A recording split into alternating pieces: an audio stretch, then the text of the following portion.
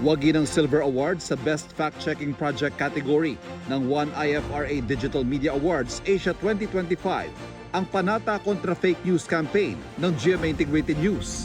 GMA Integrated News. Iniabot ang parangal sa Kuala Lumpur, Malaysia bilang bahagi ng Digital Media Asia Conference, ang pinakamalaking news media industry event na tungkol sa digital trends sa Asia Pacific. Kami ang team totoo. Bahagi ng panata kontra fake news campaign, hindi lang ang pagwawasto ng mali impormasyon, kundi ang pagpapaliwanag sa kung ano ang misinformation at disinformation. Paano ito ginagawa at anong epekto nito? At paano ito madedetect para hindi mabiktima?